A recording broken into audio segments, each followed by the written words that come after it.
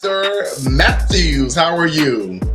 Well, first of all, happy Thursday, and how are you, sir? Happy Thursday. God. Welcome to Truth to Power. Welcome. We are here and we are ready. How are you? Truth to Power, uncut. Okay. I'm sorry.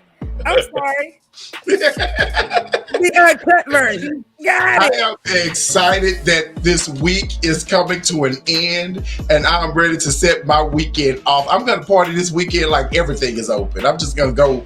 I'm going to walk to the store. I'm going to walk to the park. I'm just going to act like I'm going to imagine I'm going through the Galleria. I'm just going to live it up this weekend. Oh, really? Well, I sure hope you're going to live it up with that N95 mask. I'm gonna live it up with my N95 mask, my TSU mask, my Gucci mask. I just got a new fancy one that I ordered that came in today. I haven't opened the packaging yet, but I know it's gonna be right. So I'm a master. My glove up. If it rains, I'm a glove up. What? Forget it. Well, I am so excited because this week has been so good for. First off, I loved Hot Topics Tuesday. It was so invigorating. I loved it. Yes. I loved it. Yeah. You and Aurelia, you on fire. And we're not going to leave you out, honey, because, baby, that combo was a real good meal. Well, I do what I can when I can. Just call me rude. Well, I'm excited because tonight we have someone on the show that number one, I disagree with this person maybe 90% of the time, but the 10% of the time that I agree is always so good that it impacts the 90%. It overwhelms the 90%. So I always forgive, but above that, I think that he really just has a beautiful mind, although we may not agree. But that's what makes the world the world. That's what makes the world work. If everyone agree on everything, then we actually don't learn anything. At all. So it's going to be cool. Do you have any friends, Dr. Matthews, anyone that you consider a friend that is a Black Trump supporter? I feel like the music should play. Okay. First of all, I'm going to do this. Okay. Second of all, that would be no. That I know of. That would be no unless they in the closet with it. So that would be no. Keep it in the closet. And I'm just interested in this specific interview because I just want to know why. Well, the best person to ask why is right in the back. So I think we should go on and bring on Mr. Ricardo Dawkins Graver. Oh. Bring him up. Oh my God. What's going on, everyone? Happy Thursday. Happy Thursday to you. Thank you guys for having me. I'm glad to be here. I'm excited to have you here. We talk a lot, but we rarely have an opportunity to have a candid conversation such as this. So I am very, very excited. It's so funny because he's the one that when I was contemplating prep, I'll never forget that. When I was contemplating prep, he was the person that I talked to about it, and he was the one that motivated me. Yeah. So we don't always have problems. Yeah. No, sometimes we actually agree on certain things. I think we have a problem with the politics. Well, I'm gonna tell you like this: Wendell is just controversial. Period. It doesn't have to be politics. That's what he lives to do, and I love it because I live for it too. So I can. Well, if you think I'm controversial by the end of this show, I think I'm gonna be second fiddle. So I don't know. I think you're gonna hold that spot. I don't think I got you in that area. Like I say what I say and I leave it alone. Trust me, you got me in that area. You're one of the few people that I will literally just say, I'm done with it. I'm done. Oh, that's very rare. I'm done. I said what I said. And that's very rare. Because I can go all the way through. I mean, I'm a Taurus. I'm very stubborn. He hits every comment. He will hit every comment and hold the battle with each person. Like, this person needs to die. So he petty. I'm very petty. Oh, Yeah. and you a Taurus, you said? I'm a Taurus, and so That Taurus is like explains to it. finish it. We like to finish Yeah, it. You my started. husband is a Taurus, so There you yeah, go. I know exactly the type of people y'all are. We're always right. Oh my We're always God. right. We Oh, research this gonna be everything. good. Well, let's just jump right on in. Let's jump in. Let's jump right on in. Shoot. Come on First in of there. all, can you tell our viewers about yourself professionally, please? I am a retired Navy vet. I work for a nonprofit here in Los Angeles. We help inner city youth find means of getting out of the inner city, far as college, far as military, far as, anything to get them out at this point. So that's what I do professionally. Someday I aspire to be more of a motivational speaker, maybe runs in the lines of a congressman or maybe a mayor, something in politics. I am retired Navy, so that's that's my career path. I should be following that path. So we'll see what happens. So I think we're gonna meet up somewhere else. But We will. Maybe in Congress. Yeah. Oh, maybe. I can't wait to see that. Well, the good thing is we won't be battling each other because you're in California and I'm in Texas. So we're good. I'm in California until September. So my husband and I purchased a home in Arizona, which is a red state. And so you may see. Is that why you've been pumping Arizona? That makes sense because I saw you made a post the other day that was like Arizona is California flushing that behind that. That's what that is. Yeah. There's too many Democrats in California, baby. When you pay high taxes and you have high poverty, high crime as a conservative, that raises a flag. And I'm a person of my word that if it doesn't work, you either fix it or move out. And we chose to move to a place that better aligns with our views and better aligns with our future. And California is just not that. You may want to pause for a second then, because Arizona is definitely just like Texas and Florida. It is reconsidering its colors. But my question for you is, and it leads right into it, why did you decide to support Donald Trump? Not away from Republican Party. Why did you decide to support a former Democrat, newly trafficked Republican? Well, I followed Trump in the era of hip hop era. And I watched some of my greats or some of my idols in the hip hop culture idolize him. And I won't say their names. I'm sure we all know who they are. Sure, if you Google who they are, it'll all show up. So Trump wasn't new to me. I always liked his style of just keeping it real, being honest. I liked success. I liked money. And I know the squinty eyes of there comes a human part of that he probably lies. He's probably a snake, but we all have those characteristics, I believe. But when he ran for president, I liked his immigration policy because me being a product of a 14-year-old mother, I grew up in the inner city and I was combating. Well, we were fighting for jobs with Hispanics that were not legal.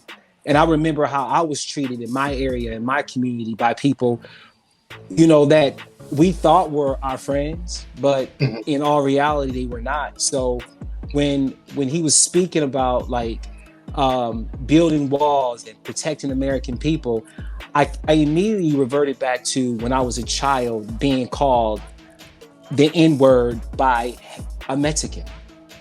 And that really resonated with me. So in a way, to get back at that childhood bully or that childhood person who called me the N-word, hadn't even been called by a white person. It was a Mexican who called me a nigger first. I immediately, when he said border walls, immediately, I was like, you know what? I like that. That idea works with me. And by me being prior military, I want Americans to always win. That's what I fought for. That's what I served 2 terms in a war zone for. That was my whole motto. I love my country. So I couldn't care less about what he was saying, the rhetoric. I just loved his policies of keeping America first, protecting our borders, putting jobs back in communities where there were no jobs. I just like what he ran on. And if you show me who you are, then I believe you. And I trusted that. And he's showing me that whatever he ran on is what he is doing now. There's no secrets. So basically, you made this decision based on a childhood trauma. I mean, most of the times when we go to the voting polls, we revert back to things that were missing in our lives that we want to have in our current. And that, absolutely, I agree. It was when I was a child being called a nigger by a Mexican. And immediately when he was talking about immigration reform, I was right on. Like, you got me. It just sealed the deal. And not only just that, but just seeing my mom and my father compete for jobs in the inner city against people who looked down on them. And we were all like, minorities. So I never forgot that. I never forgot that. Even growing up, I just never forgot that. So when he ran on the platform of Making America Great, sign me up. I was all in. Okay. Doc? Okay, so can you acknowledge that Trump has created a host of racial issues in America? And if so, what advice would you give him if you had the opportunity to do so? I believe his administration or Trump's administration, I think they pulled the rug, and all the shit that was underneath the rug, excuse my French, all the stuff that was underneath the rug has now presented itself.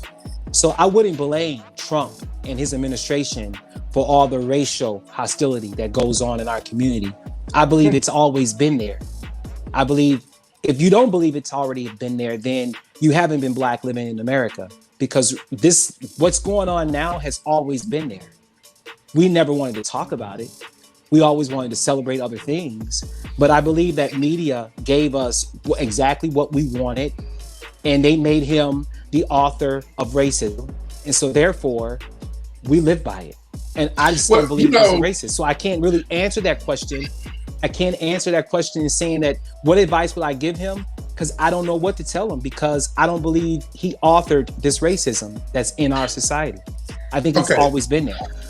Well, I do want to say something on that. I want to challenge you for just a second in that area, because I don't think that any of us are blind enough to believe that he literally created racism, right? I don't think that any of us are foolish enough to believe that he has the might to create this out of nowhere, right? It wasn't a poof and it appears, right? But I also don't believe that Kaepernick was the first athlete to fight for our rights as Black people. But the thing that makes him the same as Kaepernick is that he re-engaged something that had already been silently there in the shadow. Overtly there. So you can't say that he did not play a part in it. He played a huge part. The reality is he played a huge role when you are the president of the United States and you are acting as a sixth grader. You are retweeting videos of white supremacists. You are retweeting videos of nationalists. You are saying that members of the KKK are good people. These are rhetorics that we know are dangerous. So to say that he did not play a part in it is unfair, but I agree that he did not create it. I do agree that it's been here for before we got here, right? So we know that it's been here. But the question is, did he re-engage an audience that was afraid to come out? And the fact is he did. The bad part of that is they are still 73% of the United States population. We are still 12.7. So just by them exposing themselves did not change my fear. It didn't make me feel better. I just want to say that. Well, see, I think with this deal here, guys, is that with Trump basically he just put fire on the furnace. If I'm making sense with that, because of the simple fact is that now that you have a president who has reactivated this hatred and racism, so now the covert racism is kind of like going around the corner, and they coming out in droves. And this is kind of what keeps everybody busy, because now we're addressing we shouldn't be addressing our color and our race. We should be actually addressing what are we going to do to better our country. And this guy, especially even being sexist, talking about he grabbing women by the genitals. Like, I got a problem with that. Yeah, but so Ricardo, I want you to have the opportunity to. I'm not going to do you like they did bar. We're not going to do like they did bar. Down talk. Well, I like to believe that one person, although in my opinion, I believe that one person don't hold that much power, even our president. What I do believe is that media has done this. Media, being an entity that's greater than one power, created this narrative of racism. They rehashed something. And it's not as if the racism is like, it is very overt, but it's also coming from a place of like switching or turning a political narrative. Is not falling back to help us at all. We have all the spawns of BLM, and every person I see here in Los Angeles that's marching or standing up for BLM look nothing like me. So we have to ask ourselves. Antifa. We have to ask ourselves, were we delivered this devil that we know? Or was this devil created already? Was he already here? To me, I just kind of feel like Donald Trump is a devil we already know. We have so many people around us who are just like him. If he's racist, then let it be known. If he comes out and says he's racist or whatever else, this would be the first time in history that blacks have voted for racists. We've done it all the time. We vote for racist. We vote for racist racist, police chiefs. We as black people have been voting for racists from the dawn of time since the 60s, since we've been able to vote. Yeah. So the thing is that the thing in my mind is that I would rather vote for the devil I know than the devil I don't know. So sometimes, and I think that's where we differ. Because that's what we differ, because we do know both of them, right? I know Biden and I know Trump as far as them that they care for us to see. Right, because we don't know them personally. I'm sure they are probably on the phone right now, keying about, watch my next commercial. I wouldn't put it past them, right? But the thing that makes Trump dangerous for me is that he simply doesn't care how it affects others. Other people at least have the decency to act as though they actually care. Whereas with him, he doesn't. And as far as what you said about you would like to believe that one person doesn't have that type of impact. Gandhi, Malcolm X, Martin Luther King, George Washington, Martin Luther King, Martin Luther in Europe. Those people didn't have the power. They had a collective power. Martin Luther King wouldn't have been great if he didn't have the people I gave the Pope as an example. Yeah, but I gave the Pope as an example. I gave Martin Luther in Europe. I gave George Washington. What I'm saying is that we all have a strength if we are given the opportunity to exercise it.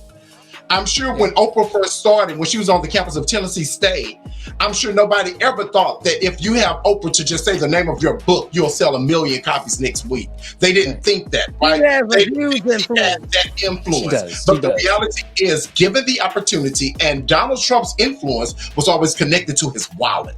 So his influence has always been great because he was known as a man that can make money. But what we found through facts is that he wasn't making the money that he was saying. We know that his father sent 20 men into Taj Mahal with $1 million each to bail him out, and then they just left because Donald refused to accept any more money. We also know that he still owes banks billions of dollars. He still owes this. And not paying taxes. Yeah, so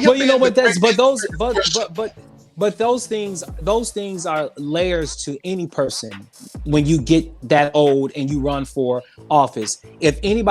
Say for instance, I want to run for president tomorrow. There are lots of things in my closet, skeletons in my closet I don't want people to see. But that's not one of the prerequisites for running for president. We understand that being rich comes with financial debt. So he may have some debt. We all know this. I know this because I deal with people who have a lot of money every day at work. So I understand that people file bankruptcies to protect their assets and things of that nature. I understand that this country, the thing about being black in America, in my opinion, is that we're going to always be voting for racists, people who are not going to stand firm for who we are as a people, because this country was founded on that. It's never going to change. No matter how much you hoop, holler, scare, or hoop, holler, and fear, it's not going to change. It is what it is. I agree. And for me, I'm voting for policy. I don't give a dang about what a person says. I want to see what's on paper. And that's where my vote goes. Well, I'm going to go to the next question. But I do want to put a pin on it. I just don't want time to run out, because when you say policy, that's my wheelhouse. And so right now we've only discussed one policy, and that was immigration, and it did not. It's a failure policy. But we're going to go to the next question. We'll come back and we'll fight over policy later. So, do you, yes or no answer, do you agree with white supremacists? No. Yes or no answer, do you believe that white supremacists still exist? Absolutely, yes. Why would you support a man that supports white supremacists? Can I buy a vital? Can I buy a? You know what? I don't know. Or maybe you never thought about it that way. Maybe you didn't care about it. I just didn't think of him being a white supremacist. I just didn't. I didn't think of him as... I did not. What I do know white is nationalist? You know what? No, I never thought that. Only thing I see Donald Trump is a rich white man who has done what he had to do in this country to get where he's at in life. So you don't see cavalier? You don't see cavalier? Or privileged? I see privilege.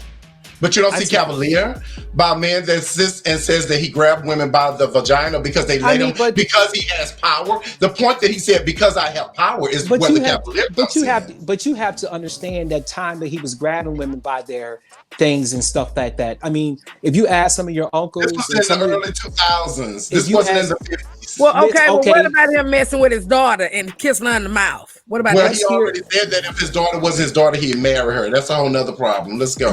But I mean, daughters usually marry their fathers. And that's normally called sick, but that's normally called there's a sickness. There's something missing. I'm not saying that. My question is, why would you support someone who supports white supremacists? So I'm not asking you if you think Donald Trump is one. I'm saying we know for a fact that he supports them. My question for you is, why would you support him if he supports white supremacists? You may know for a fact, but I don't know for a fact that he supports white supremacists. I don't know that for a fact. I don't think any of it. You're giving me bar. You're giving me bar. I think it's alleged, but I don't think it's been proven. Well, no, it's not alleged. He retweeted in Florida at a golf course, white men and women in their golf course screaming at the Black Lives Matter protesters that white lives matter, white power, white supremacy, They were literally yelling this out. He retweeted it, then he took it down an hour later as though we didn't already have it by then, and he said he didn't hear what they were saying in the background. So that's just... Is it possible as a 70 some odd year old man that he possibly did not hear what was saying? He's not just a regular man. He's the president of the United States. Exactly. He's not a regular man. You keep trying to give him regular man standards. Yeah, but he's not a regular man. He's doing too much. I mean, but in all honesty, he is a regular man. I mean, we have all taken political science 101. We know the powers of the president. We know the powers that be. We know his job and his position. So then he should know how to why he's not a regular man. We don't have Secret Service men. We won't get paid for the rest of our lives. He should be able. But see, my deal is that he should be able to govern himself accordingly. Period. And it's like, and this is not what he's doing. Well, and it's like he's just... Okay, go ahead. No, I'm listening. I'm listening to what you have to say. Because at the end of the day, you are in a position of power. You are the head of the United States of America, one of the largest nations on this continent. The greatest nation on this continent. I'm sorry, the greatest nation. The greatest nation on this continent. My thing is that you should govern yourself accordingly, because I found it very interesting that he's the only president that the Queen refused to invite to her castle. I mean, nobody wants to go to the Queen Castle. I mean, we all know why. He was pissed. We all know why. Oh, he's a man. He was You know what else too? I've never seen the day, even with this COVID-19 stuff, right? That Europe don't even want no one from America to come over there. Like all of these powers that be do not like Donald Trump at all. You have to add more to the list. It's not just Europe now. We're on 13 lists. Like they are. Places don't want us there. but as black voters, rather male or female, that doesn't raise a red flag. I mean, we have to ask ourselves why has this man become the greatest upset on this planet? We have to ask our question. We have to ask, and what information? I've already asked that question. And what information have we allowed to influence our decision on who he is, what he's about, and what his president's? You just committed the greatest violation. You are now trying to somehow make the victim the villain. You cannot take the responsibility off of him and force it upon us, because you just said that we have to ask ourselves. No, he has to search himself, because the reality is, number one, he's not the first to upset anything. He's the third most outrageous president that we've had, but he is proven to be now the worst and the most dangerous, because technology is a lot different than it had ever been before. Well, so as a black voter, number one, I take responsibility for my vote. I didn't vote for him. That's number one. Number two, I never pushed him on my social media. And number three, I am aware of exactly what he is about. So I agree with what you said earlier. When you show me who you are, I believe you. He told me he was sexist. He told me I don't think he's racist. I don't think he's classist. I think you and I have had this conversation before. I don't think he's racist. It just so happens that most poor people are black and brown people. So it's not he doesn't dislike brown people. I don't think that. I think he dislikes poor people. And I think it's either you're rich or you're poor. That's all Donald sees. But I think the classism is just as bad as racism, because it can be abused, it can be harmful, it can impact the lives of many. So when you talk about utilitarianism and you try to figure out how exactly does he reach such a large group of people, because we live in a time where we are forced to be fed by hate. We're not fed by love, we're fed by hate. Ergo, the reason Bernie Sanders had such a large crowd, or ergo, the reason Donald Trump had a large crowd, because they both were screaming, fight back, push back, against the norm. And it was reverse psychology, because he got in and he said he's gonna come clean the swamp, and he brought all of the piranhas to the swamp. Well, we the people got the president we deserve, because everything he is who we are. We're all cowards. We all talk. We all are online. We all post. We're all like, what do they call that? Like Facebook ninjas. We can all put up a good fight on social media. But that's what happens when we put our heads down and allow media to create a narrative for us. They plug Donald Trump right out of our Facebooks and Twitters and Instagram. That's who we got. Well, it wasn't just media.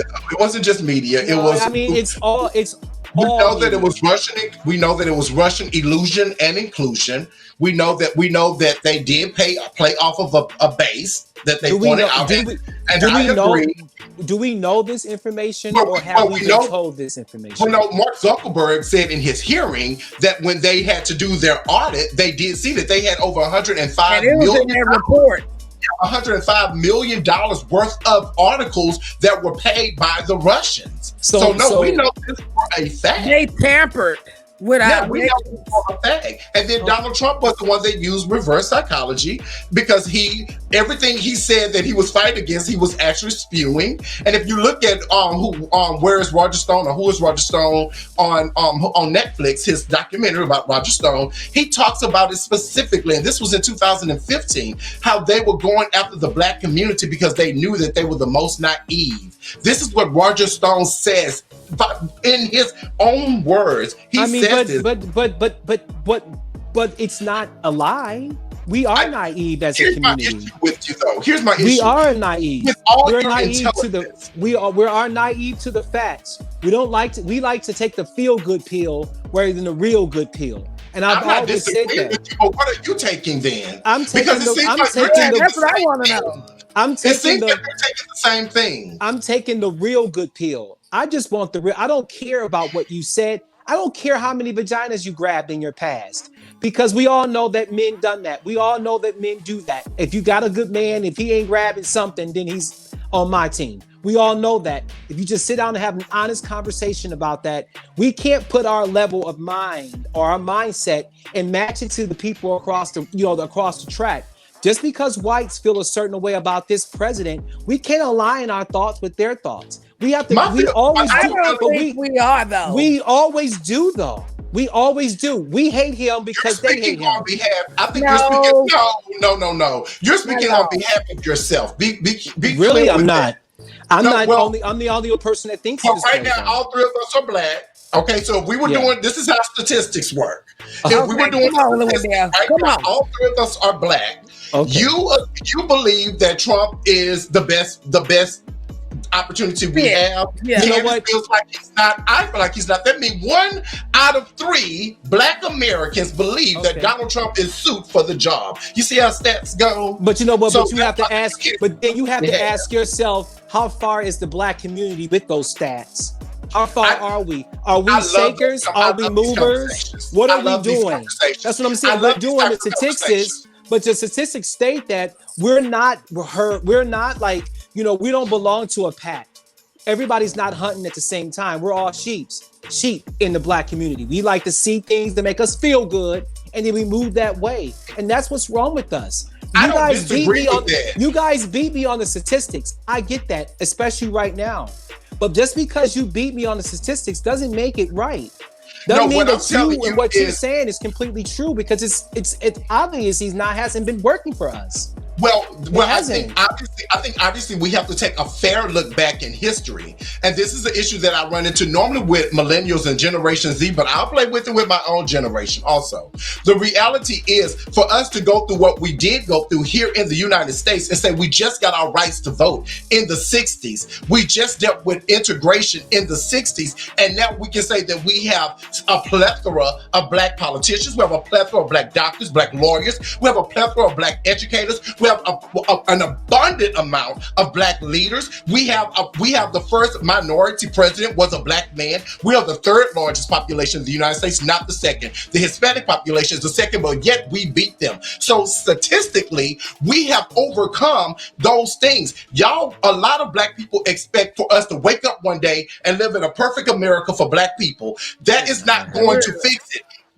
Just want to lay down and think it to happen, it's not going to happen. We have to put actions. And the reality is our actions has given us an Oprah Winfrey. There is no white Oprah Winfrey, right? That's a reality. There is no white Oprah Winfrey. There is no white Whoopi Goldberg, because a lot of people used to laugh at Whoopi Goldberg. Now she is the most sought after voice in the United States. There is no white Morgan Freeman. There isn't a black man that can just say at 42 years old, I don't want to do this anymore. I'm going to become an actor with nothing. And somehow he became the gold child. But you know what? You have choose, to celebrate what we have. You choose entertainers, but we have a black man who sits the highest seat in this country. Actually, you never mentioned his name. You never mentioned Obama. Yes, I did. No. I'm talking about the highest court in this land. We have a black man that sits there. I want you. What office are you talking about? I'm talking about the Supreme Court. We have one black man. No, the black community just detached. Clarence Thomas is not the man, because his job. I'm just saying. We talk about entertainers like Oprah Winfrey. We'll do all of that kind of stuff. We'll do, but we forget about the black people who didn't sign up for the status quo. Wait a minute. Let me ask you this, because we're about to move on. Let me ask you this real quick. Do you honestly believe that Donald Trump handled this pandemic correctly? Absolutely do. Oh my God. So you telling me he run around here telling people that you can take a shot of Lysol and it's gonna clear the virus? You believe that? I mean, that didn't come out of his mouth though. That's not what he said. So what did he say? A shot of bleach? No, what he was saying that if you use, they use bleach in a clinical setting all the time. No, what did he say? Tell us what he said. You have to understand that he was having small talk within himself out loud.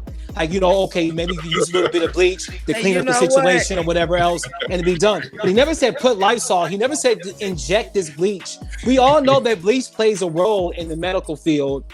They have bleach in all types of medicine. You're gonna lose this battle, buddy, because Donald Trump has not done anything that has been above reproach with this pandemic. This is why we can't go to other countries. The reason why the pandemic is the way it is because it's a virus.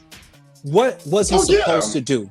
He closed down. Why did he ignore? He did not ignore. No, he did ignore the administration. He did not. No, he did not ignore that administration. The thing about the president is that he has intelligence. People who work in different areas, because he can't have his hand in every seat. Like the 44 presidents before him, we know. But he did hint to inject this. No, I want Ricardo to tell us. I want you to finish telling us how he handled this so well. He didn't go by the playbook. The National Security Advisor, Susan Rice. He didn't go by none of that. But you know what? Slapped him in the face. But what playbook do you go by when you have an American Constitution that you have to live by? And people have rights in this country, unlike other countries. About the Constitution now? Now he do. As the president, he has to care about the Constitution. But I'm just saying. Please. Okay, well, I'm just saying. I'm just gonna say this. Ricardo, I want you to be real, though. I want you to be real. I am. I'm trying to explain to you. You know that he read. Oh, excuse my language. You can't think of one thing. You can't think of one thing you feel like he should have done differently. I think what he should have done different, because if you ask me the question that way, then I can say what he should have done. What he should have done differently was that he should have shut this country down, regardless of what his intelligence was telling him, and regardless of what his house was telling him. He should have just shut it down. But as president, you don't only play by your own tune, or you don't only move or march at your own tune. You have rules you have to follow as well. When you're about to put American people on quarantine, he has a constitution that he has to abide by. That is the big thing. Absolutely.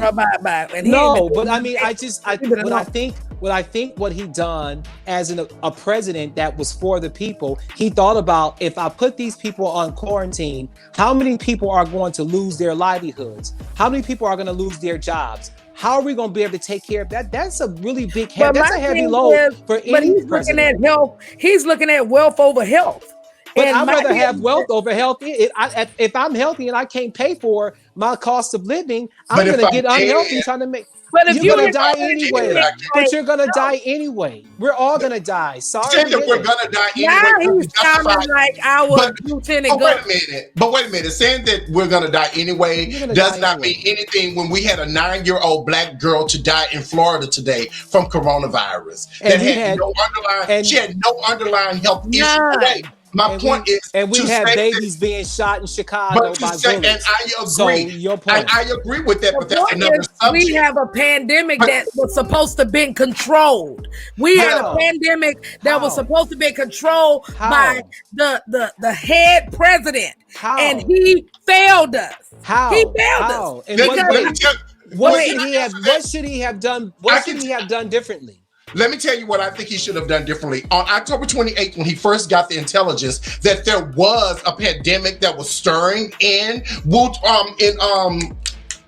China, in Wuhan, he should have immediately taken action, but he was more focused on making sure he wasn't impeached. And then when they came back to him in December, if I'm not mistaken, it was December 17th. But when they came back to him, they said they made him sit down and talk to them.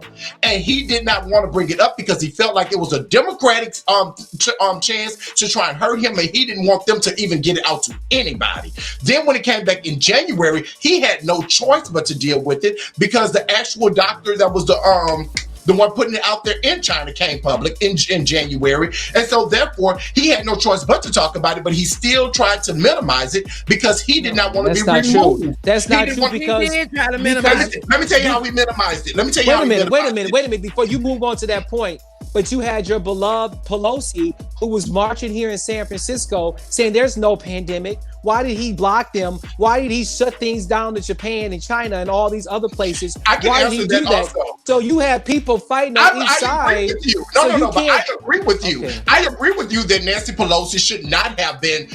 Well, first off, she wasn't saying there is no pandemic, but she was saying.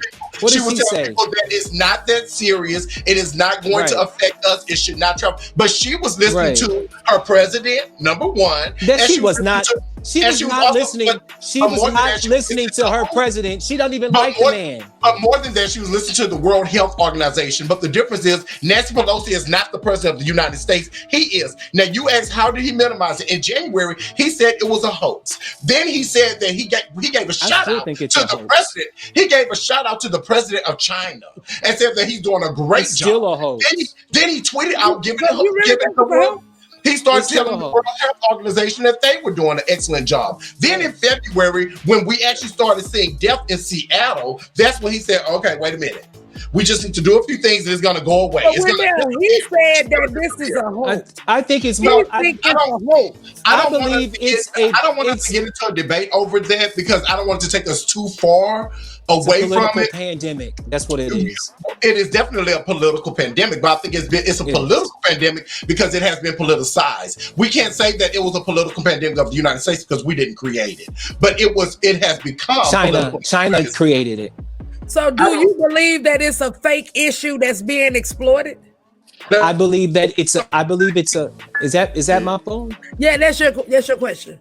Oh, I believe it's a small issue that has been created to be a larger issue that's now a pandemic and now it has shut our whole country down. That's what I believe. I believe it's not as big as what's being reported. Okay, so then let me go to the next question. What are your thoughts on Trump sending secret police into cities unwelcome to address and detain innocent protesters? Well, if you can't get your city under control, I live in Los Angeles. I live in the heart of downtown, and most of our places have been boarded up because they've been looted. Windows have been busted out of them. It's been hell, pretty much.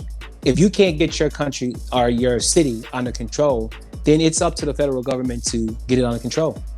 That's what I believe he acted as a president should have, because lives were in danger. Lives are in danger when you have people in the street just creating mayhem.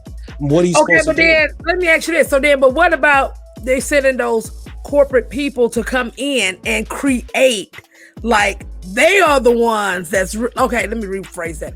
Okay, basically what's happening is that they are coming in and busting the windows, doing these things to make it like it's actually the protesters that are doing it. But in all actuality, they're coming in to try to create an issue. So what is your take on that? That's Antifa. Those are white liberals. Those are not the federal government creating issues. Those are... Well, not that I know. No, not that I know. Absolutely. When you have white people showing up in all black and they're busting windows out, I posted it on my platform. They're busting windows out in the name of, of Black Lives Matter, and you're white, but you're creating an issue that we don't want. So these are not Trump supporters that are going in and smashing and bashing windows out. This is completely not that. Okay, well then let me ask you this then. What about, so back to the other question as far as what we were talking about when he was sending secret police, going into the cities. So, but what about the Constitution though? Well, if it wasn't legal for him to send in federal agents to kind of get the issue under control, I don't think it would have happened. I believe that the Constitution gave him the right to send in federal agents to protect federal grounds like the federal courts, federal statues, federal land. The states own a lot of federal property that belongs to the federal government. So by law, and the news doesn't push this agenda, but they're out there protecting federal stuff. They're not out there protecting neighborhoods. They only around federal places where federal installations are. They're not out there just out there. So if the city can't provide protection, then the federal government has every right to protect federal land. And that's constitutional. I agree with that. I don't agree with the way they're doing it, but I do agree. Number one, they are only protecting federal buildings. That is the truth. A lot of times we give the media a bad, and I guess because of one of my degrees is in journalism, so I'm going to always come to the protection of journalists. Because the reality is they always tell the truth. People just take what they want because they highlight the parts that they want. Because they have stated that, like in Portland, they were protecting a courthouse. So they because they were trying to burn it down. It's the truth. They were trying to burn it down allegedly. But so I do agree with that. I do agree that they do have the right, because that's federal law. Like if it's a federal building or federal anything, federal park, they have the right to control it. But my issue with it is they don't have the right to do it the way they're doing it. They don't have the right to be snatching up innocent people. We're looking at them. We're looking at, and this isn't the media. This is people on the streets that are live, showing when that the former Navy man, he walks up to them just trying to get an understanding from them, and they start spraying him with pepper spray and beating him while his hands are down. He's a man of a particular age and a particular size, and they beat him until he just walked away. Like they were literally beating him, and it ended up breaking his wrist. He had to have surgery on 4 parts of his hand. So I think that it's a cop out to use those as excuses. But he did also suggest sending troops in besides protecting the federal props against mayors and governors' wishes. So tell me about that. Well, the thing about that is that the governor doesn't have control over federal land that's within his state. Yeah.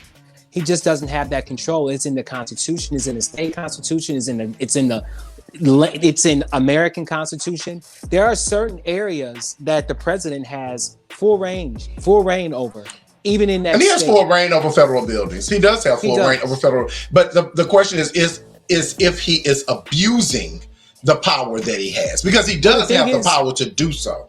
The thing is that when you show up on the scene with people, throwing rocks and screaming, just horrible, obscene language.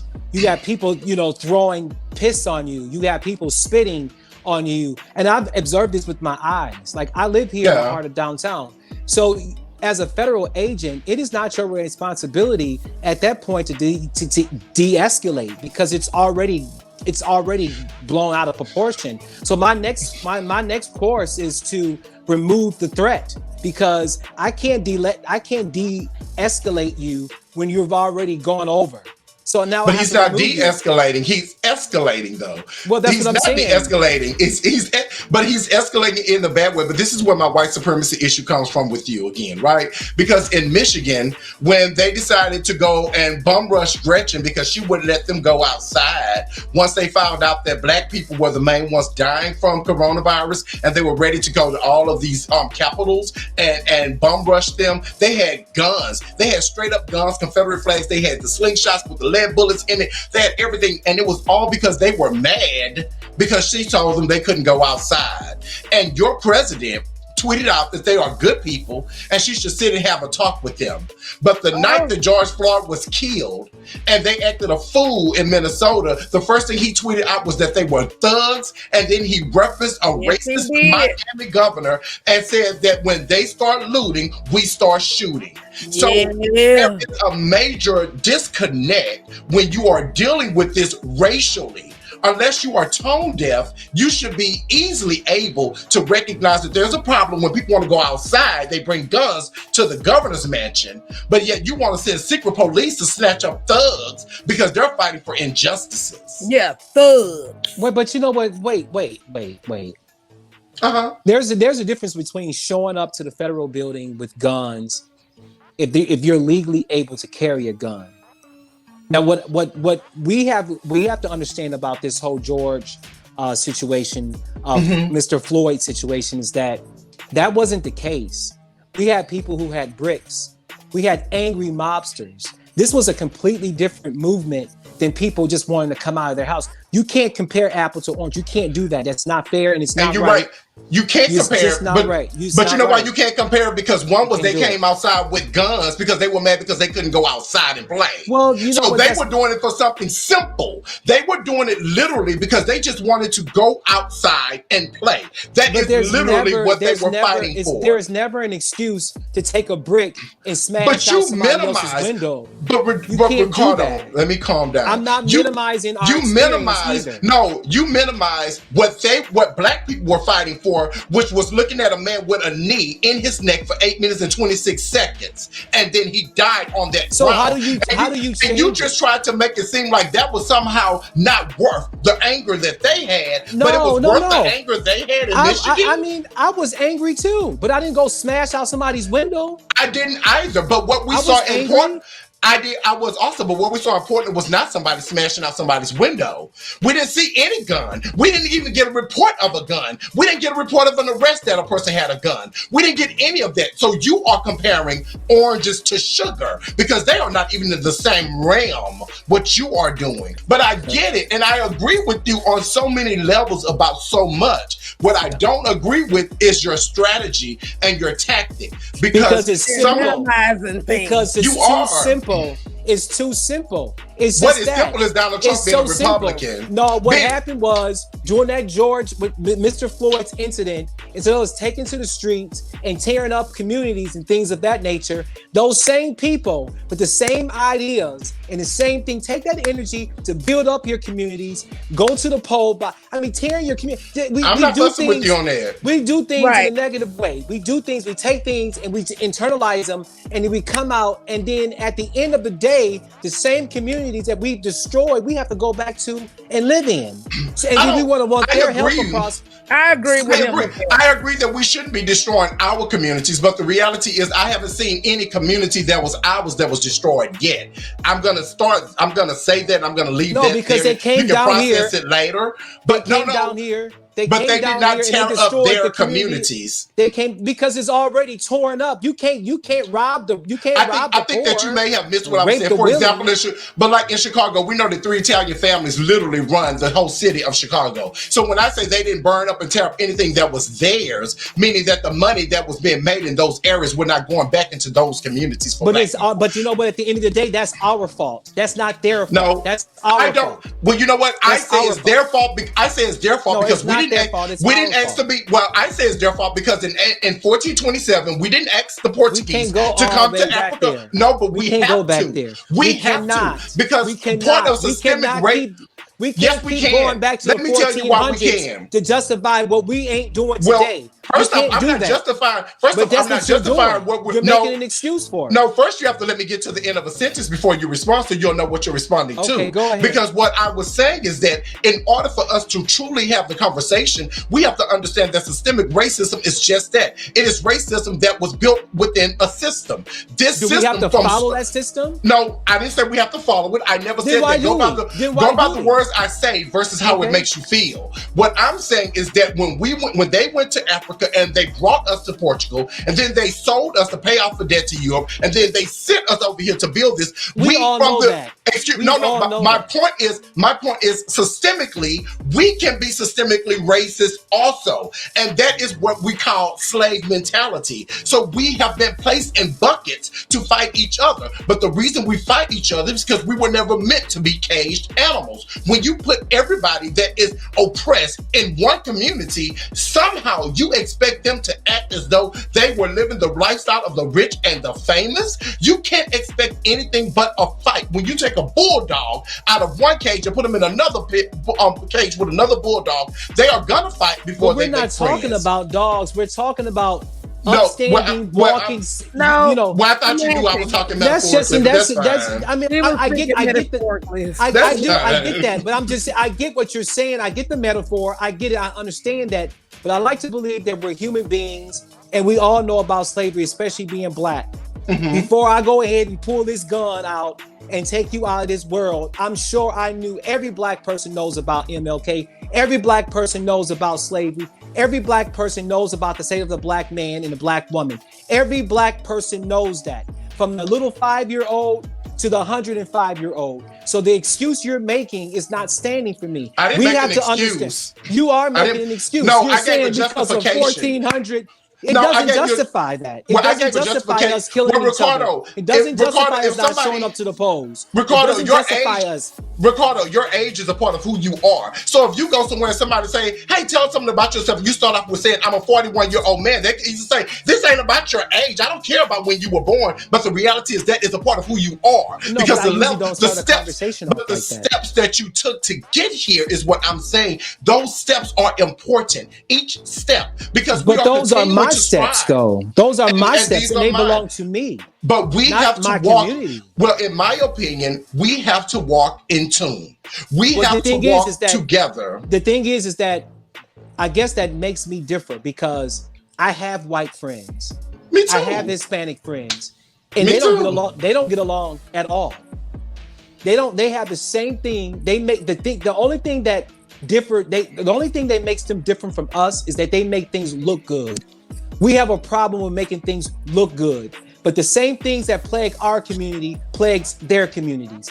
They just have a problem. They just have it within their community we are going to make this look good. Blacks, in general, we don't care how things look. We just present it, and you're going to take it for what it is. But I think that you are a part of that because, I told you this once before on your page also, you will never catch, because I have a plethora of white and Hispanic friends. I may have some Indian and Chinese friends. I love my Chinese friends. But anyway, I'm a Renaissance man, right? But what I was going to say to you, though, is that when you make posts like the one you made about HBCUs one time, those moments like that are not pictures of the Black community making anything look good, because as a Black man, we would need you to either A, shut up, or B, stand with us and understand what it's actually doing. And if you have a question, come to us and let's talk about it, not make a post to attack it, so all of your friends that are not Black can feel comfortable to weigh in on something they don't even understand. But you're not. You almost got somebody ass whooped the other day on your page. But the thing wait. Okay, so then this ties into the next question. Describe what you think would be a better America in the future. Then I believe a better America is when Black people. I like this. As much as people think I don't like my culture, I absolutely love my culture. A better America would be when Black people start to realize who we are and the strengths we hold within this society, within the world, not only just in America, and use our strengths as strengths and not weaknesses. That would make a better America, in my opinion. Meaning, and I'll give you some context. I agree with that too. Meaning that instead of signing up for an agenda that whites present us, we create our own agendas. We create our own lane. We create our own. We create our own heroes. We don't wait on them to give our heroes or create a narrative. Because if you ask, I have two adult children. Well, they'll always be children. They're 23 and 22, and they idolize rappers and Oprah Winfrey.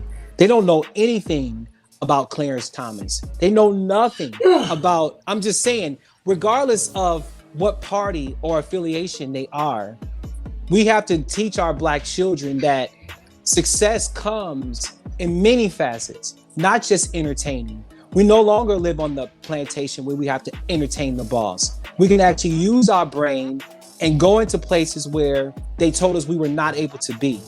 I often reference Clarence Thomas because he sits the highest seat in this country over the president, in my opinion, because he's making decisions for us.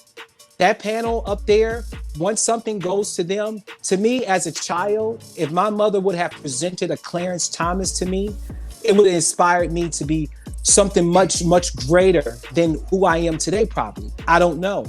But we have to teach our kids, regardless of political affiliation, that success not only comes in entertainment and getting quick, fast money or being the next internet sensation. We're losing that. There are so many of us in our communities who are like a Clarence Thomas, but because we haven't been sold the idea, we can't live by it. So in my opinion, that will make a better America when we decide to use our strengths as strengths and not weaknesses. And that's what we're doing right now. We're using all of our strengths to our weakness.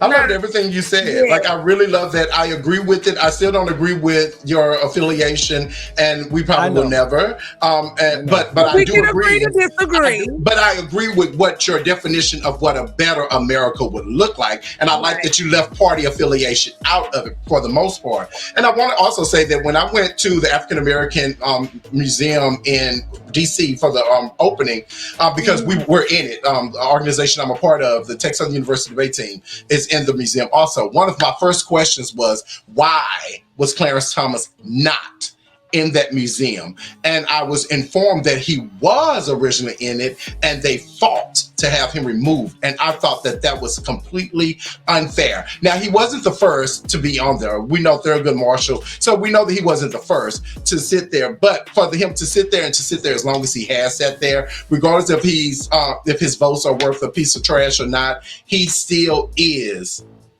He still was the man that did that. And I also love Colin Powell, and I absolutely adore Condoleezza Rice. So stop thinking that we only like but blacks that are not Republican. But if you ask this generation, millennials or whatever you want to call them, they know nothing about them because the idea has not been sold to them.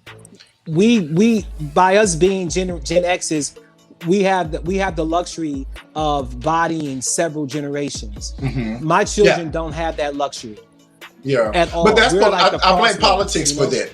But I blame politics for that because standardized testing. Well, I blame standardized testing because as a former educator, standardized testing came in and started being political, and so teachers had to start teaching for a test versus teaching and actually taking their time to create. When I was in high school, we were doing Macbeth and we were doing Medea, the real Medea. You know, we were doing these plays. We were learning the background on Shakespearean novels. So, but they don't have the opportunity to do that anymore because they need you to pass this test or they're going to lose their job. Yeah, but it's been great. I get that. I tell you, first of all, we thank you so much for even sharing your views with us. Even though we didn't agree, but we can agree to disagree. We can.